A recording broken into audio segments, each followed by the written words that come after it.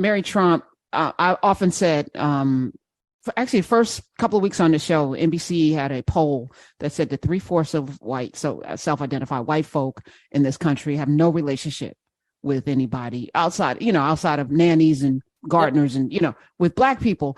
And I was like, that's self-induced. That's a self-induced situation. You choose to move to Utah. You choose to move into Jamaica Estates. You look for the demographics that will not allow your children to brush up against any other.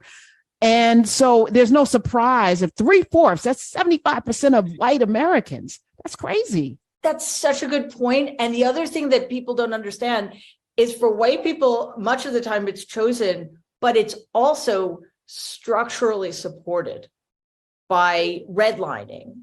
And again, the GI Bill that kept Black Americans from participating in the so-called American dream of becoming middle class and owning homes and educating their children the same way. So the fallacy is that Black people choose to be among themselves and white people choose to be among themselves when it's been a rigged system all along.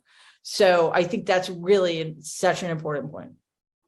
What do we do about your uncle running again? What advice do you have? Because he could win again. I said it the first time and everyone was like, oh, it's impossible. No, it's never. I said this in 2015. I have to be honest. Having known him my whole life and having been a lifelong New Yorker, I didn't think he could win because I didn't understand how people outside of New York perceived him. Right, because New Yorkers they know the grifter. Yes. But I did say that if he won the nomination, the Republican nomination, just the fact that he had a 0.0001% chance of winning was way too dangerous, and we see what happened.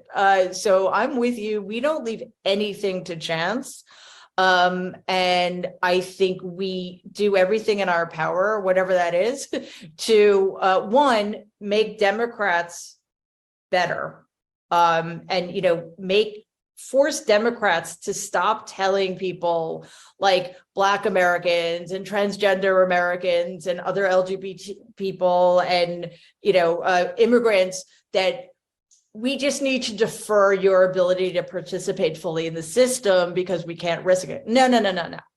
No, Democrats have to do what they're supposed to be doing, which is represent everybody and acknowledge their base and honor their base to the same degree the Republicans empower its just despicable white supremacist, racist Nazi base, right?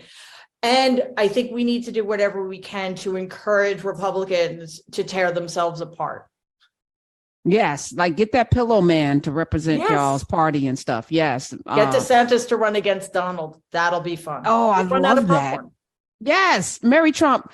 I know you have to go. The Mary Trump Show on YouTube and Politicon. Your most proud moment on your podcast. Tell us something that will make us tune in.